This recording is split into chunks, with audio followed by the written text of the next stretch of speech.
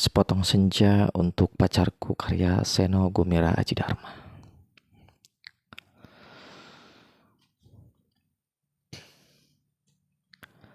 Alina tercinta. Bersama surat ini, kukirimkan padamu sepotong senja.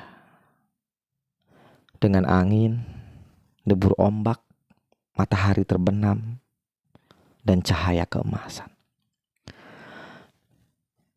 Apakah kamu menerimanya dalam keadaan lengkap? Seperti setiap senja di setiap pantai. Tentu ada juga burung-burung, pasir yang basah, siluet batu karang, dan barangkali juga perahu lewat di kejauhan. Maaf, aku tidak sempat menelitinya satu persatu. Mestinya ada juga lakon, batu yang berwarna-warni, dan bias cahaya cemerlang yang berkeretap pada buih yang bagaikan impian, selalu saja membuat aku mengangankan segala hal yang paling mungkin kulakukan bersamamu. Meski aku tahu, semua itu akan tetap tinggal sebagai kemungkinan yang entah kapan menjadi kenyataan. Kukirimkan sepotong senja ini untukmu, Alina. Dalam amplop yang tertutup rapat dari jauh. Karena aku ingin memberikan sesuatu yang lebih dari sekadar kata-kata. Sudah terlalu banyak kata di dunia ini, Alina. Dan kata-kata ternyata tidak mengubah apa-apa. Aku tidak akan menambah kata-kata yang sudah tak terhitung jumlahnya dalam sejarah kebudayaan manusia, Alina. Untuk apa? Kata-kata tidak ada gunanya dan selalu sia-sia. Lagi pula, siapakah yang masih sudi mendengarnya? Di dunia ini, semua orang sibuk berkata-kata tanpa pernah mendengar kata-kata orang lain. Mereka berkata-kata tanpa peduli apakah ada orang lain yang mendengarnya. Bahkan mereka juga tidak peduli dengan kata-katanya sendiri. Sebuah dunia yang sudah kelebihan kata-kata tanpa makna. Kata-kata sudah luber dan tidak dibutuhkan lagi. Setiap kata bisa diganti artinya. Setiap arti bisa diubah maknanya. Itulah dunia kita, Alina. Kukirimkan sepotong senja untukmu, Alina. Bukan kata-kata cinta. Kukirimkan padamu sepotong senja yang lembut dengan langit kemerah-merahan yang nyata. Dan betul-betul ada dalam keadaan yang sama seperti ketika aku mengambilnya saat matahari hampir tenggelam di balik cakrawala. Alina yang manis, Alina yang sendu. Akan kuceritakan padamu bagaimana aku mendapatkan senja itu untukmu. Sore itu, aku duduk seorang diri di tepi pantai, memandang dunia yang terdiri dari waktu. Memandang bagaimana ruang dan waktu bersekutu. Menjelmakan alam itu untuk mataku. Di tepi pantai, di tepi bumi, semesta adalah sapuan warna keemasan dan lautan adalah cairan logam. Meski buih pada debur ombak yang menghempas itu, tetap saja putih seperti kapas dan langit tetap saja ungu.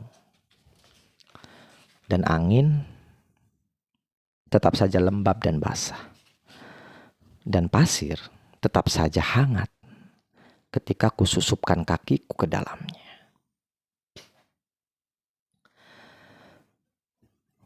Kemudian, tiba-tiba senja dan cahaya gemetar. Keindahan berkutat melawan waktu. Dan aku tiba-tiba teringat padamu. Barangkali senja ini bagus untukmu, pikirku. Maka ku potong senja itu sebelum terlambat. Ku kerat pada 4 sisi, lantas ku masukkan ke dalam saku. Dengan begitu, keindahan itu bisa abadi. Dan aku bisa memberikannya padamu. Setelah itu, aku berjalan pulang dengan perasaan senang. Aku tahu kamu akan menyukainya. Karena aku tahu itulah senja yang selalu kamu bayangkan untuk kita. Aku tahu kamu selalu membayangkan hari libur yang panjang, perjalanan yang jauh, dan barangkali sepasang kursi malas pada sepotong senja di sebuah pantai di mana kita akan bercakap-cakap sembari memandang langit, sambil berangan-angan, sambil bertanya-tanya. Apakah semua ini memang benar-benar telah terjadi? Kini senja itu bisa kubawa kemana-mana.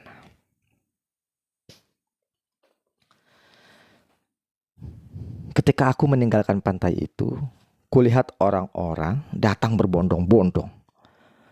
Ternyata mereka menjadi gempar karena senja telah hilang. Kulihat cakrawala itu berlubang sebesar kartu pos.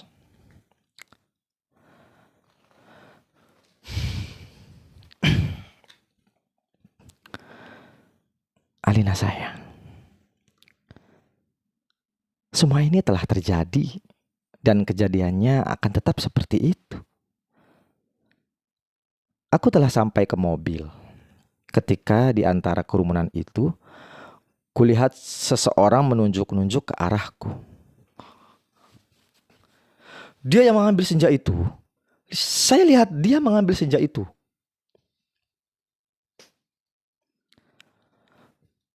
Kulihat orang-orang itu melangkah ke arahku.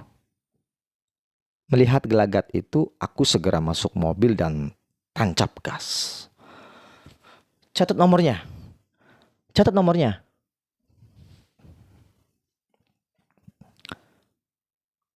Aku melejit ke jalan raya. Aku kebut mobilku tanpa perasaan panik.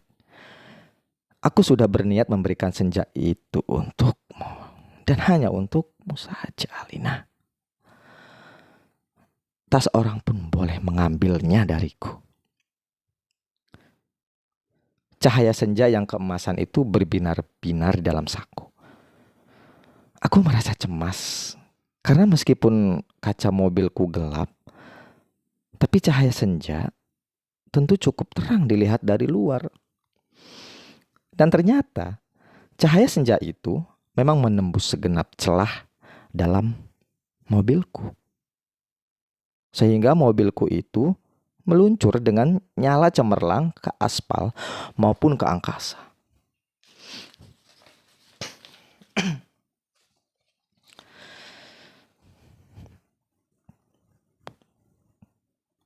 Dari radio yang kusetel aku tahu berita tentang hilangnya senja telah tersebar kemana-mana. Dari televisi dalam mobil, bahkan kulihat potretku sudah terpampang. Aduh,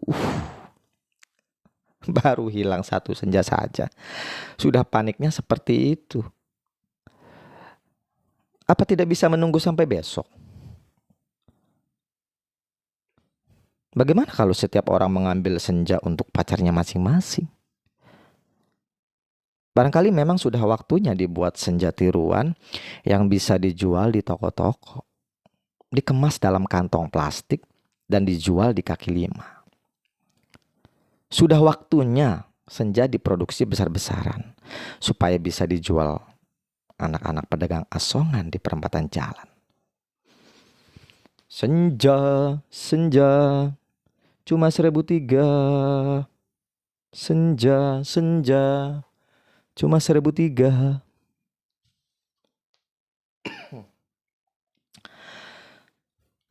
Di jalan tol, Mobilku melaju masuk kota. Aku harus berhati-hati karena semua orang mencariku.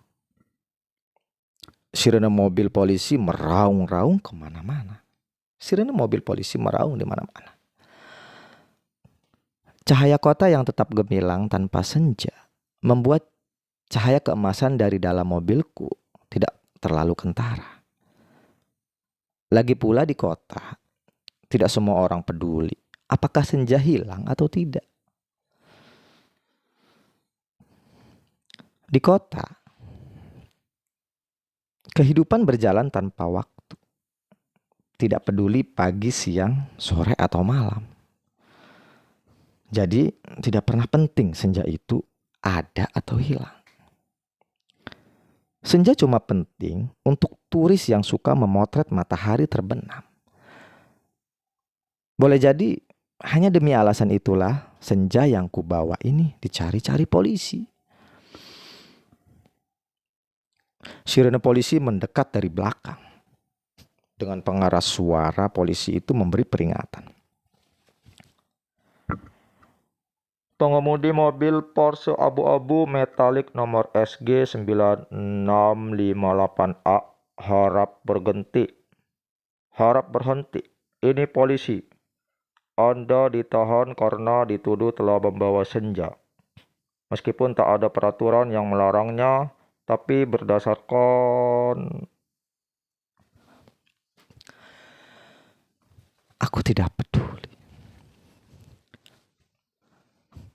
Aku tidak sudi mendengarnya lebih lama lagi. Jadi, kulibas dia sampai terpental keluar pagar di tepi jalan. Kutancap gas dan menyelip-nyelip dengan lincah di jalanan. Dalam waktu singkat, kota sudah penuh raungan sirine polisi. Terjadi kejar-kejaran yang seru. Tapi aku lebih tahu seluk-beluk kota. Jalanan dengan cahaya yang bermain warna. Gang-gang gelap yang tak pernah tercatat dalam buku alamat. Lorong-lorong rahasia yang hanya diperuntukkan bagi orang-orang di bawah tanah. Satu mobil terlempar di jalan layang. Satu mobil lain tersesat di sebuah gang. Dan satu mobil lagi terguling-guling menabrak truk dan meledak lantas terbakar. Masih ada 2 polisi bersepeda motor mengejarku. Ini soal kecil. Mereka tak pernah bisa mendahuluiku. Dan setelah kejar-kejaran beberapa lama, mereka kehabisan bensin. Dan pengendaranya cuma bisa memaki-maki. Kulihat senja dalam saku bajuku. Masih utuh. Angin berdesir. Langit semburat ungu. Debur ombak menghempas ke pantai. Hanya padamulah senja ini kuserahkan, Alina. Tapi Alina,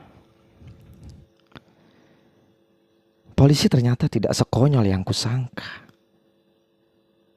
Di segenap sudut kota, mereka telah siap siaga. Bahkan aku tak bisa membeli makanan untuk mengisi perutku.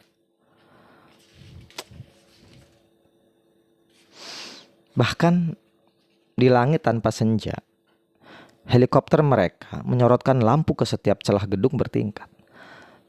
Aku tersudut dan akhirnya nyaris tertangkap. Kalau saja tidak ada gorong-gorong yang terbuka.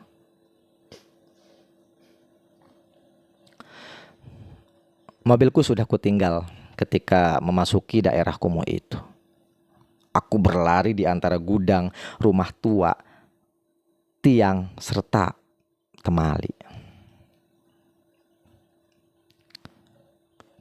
Terjatuh di atas sampah, merayapi tangga-tangga reot, sampai seorang gelandangan menuntunku ke suatu tempat yang tak akan pernah kulupakan dalam hidupku. Masuklah. Masuklah. Masuklah. Katanya tenang. situ kamu aman. Di situ kamu aman. Ia menunjuk gorong-gorong yang terbuka itu. Ada tikus keluar dari sana. Baunya bacin dan pesing. Kutengok ke bawah. Kulihat kelelawar bergantungan. Aku ragu-ragu.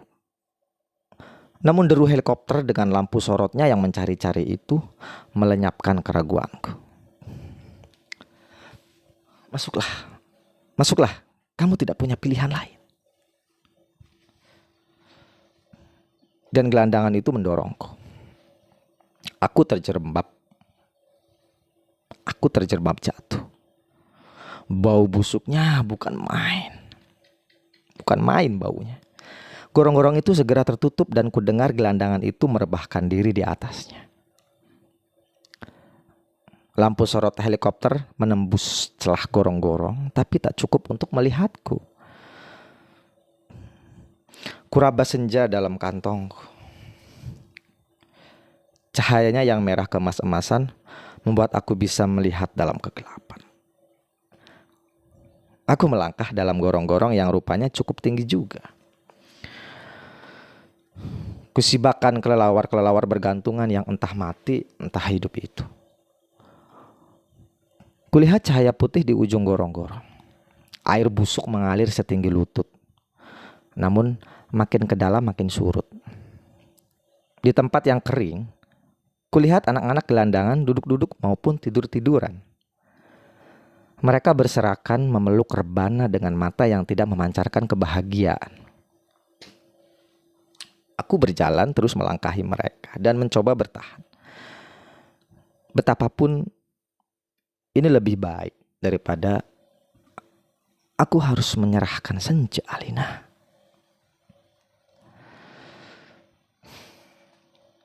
Di ujung gorong-gorong, di tempat cahaya putih itu, ada tangga menurun ke bawah.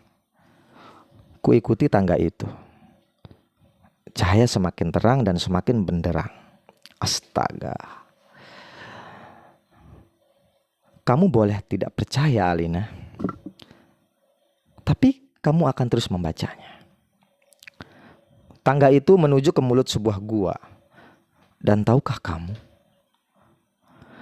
Ketika aku keluar dari gua itu, aku ada di mana?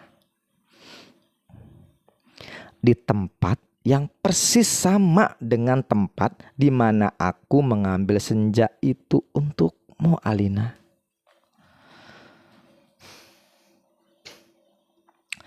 Sebuah pantai dengan senja yang bagus, ombak, angin, dan kepak burung. Tak lupa cahaya keemasan dan bias ungu pada mega-mega yang berarak bagaikan aliran mimpi. Cuma saja, tidak ada lubang sebesar kartu pos. Jadi, meskipun persis sama, tapi pasti bukan tempat yang sama. Tempatnya saja di dalam gorong-gorong.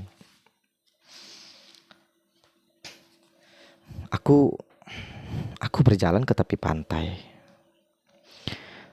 Tenggelam dalam guyuran alam yang perawan. Nyiur tentu saja.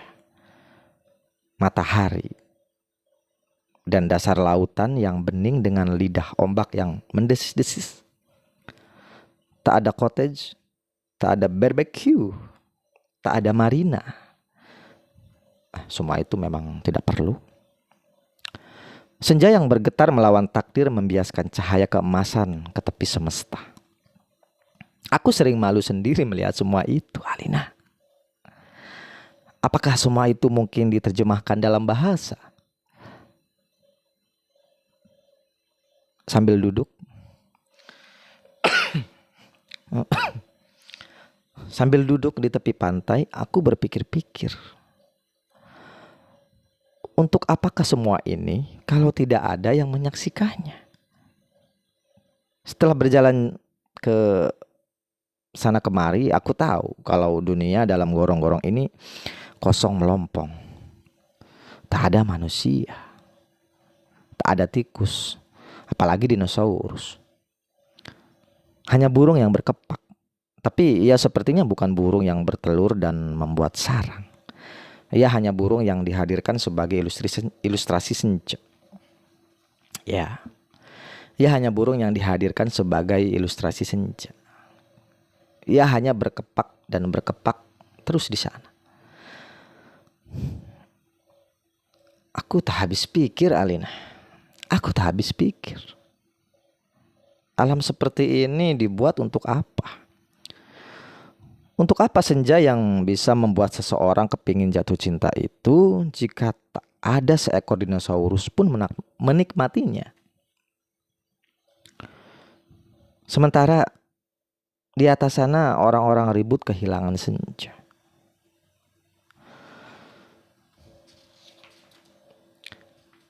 Jadi begitulah, Alina. Ku ambil juga senja itu. Ku kerat dengan pisau Swiss yang selalu ku bawa pada 4 sisinya. Sehingga pada cakrawala itu terbentuk lubang sebesar kartu pos. Dengan 2 senja di saku kiri dan kanan, aku melangkah pulang. Bumi berhenti beredar di belakangku, menjadi kegelapan yang basah dan bacin. Aku mendaki tangga, kembali menuju gorong-gorong bumiku yang terkasih. Sampai di atas, setelah melewati kelelawar bergelantungan, anak-anak gelandangan berkaparan, dan air setinggi lutut, kulihat polisi-polisi berhelikopter sudah pergi. Gelandangan yang menolongku sedang tiduran di bawah tiang listrik sambil meniup saksofon. Aku berjalan mencari mobilku. Masih terparkir dengan baik di supermarket. Tampaknya bahkan baru saja dicuci. Sambil mengunyah pizza, segera aku kebut mobilku menuju ke pantai. Dengan 2 senja di saku kiri dan kanan, lengkap dengan matahari, laut, pantai, dan cahaya keemasannya masing-masing, mobilku bagai memancarkan cahaya ilahi. Sepanjang jalan layang, sepanjang jalan tol, ku tancap gas dengan kecepatan penuh.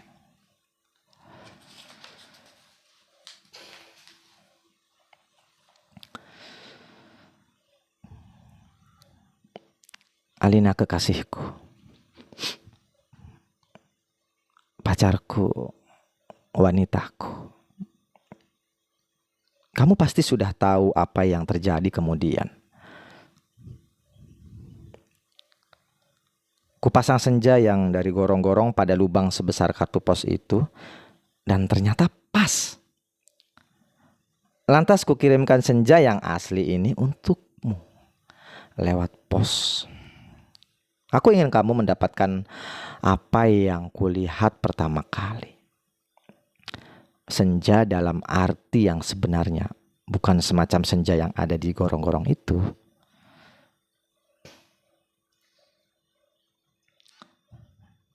Kini gorong-gorong itu betul-betul menjadi gelap, Alina.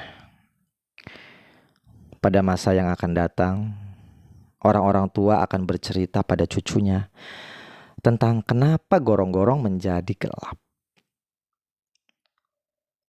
Mereka akan berkisah bahwa sebenarnya ada alam lain di bawah gorong-gorong dengan matahari dan rembulannya sendiri. Namun semua itu tiada lagi. Karena seseorang telah mengambil senja untuk menggantikan senja lain di atas bumi. Orang-orang tua itu juga akan bercerita bahwa senja di atas bumi yang asli telah dipotong dan diberikan oleh seseorang kepada pacarnya.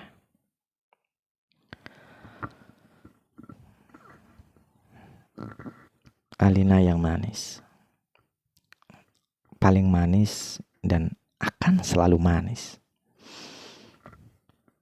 Terimalah sepotong senja itu hanya untukmu, dari seseorang yang ingin membahagiakanmu. Awas, hati-hati dengan lautan dan matahari itu. Salah-salah cahayanya membakar langit Dan kalau tumpah airnya bisa membanjiri permukaan bumi. Dengan ini, kukirimkan pula kerinduanku kepadamu.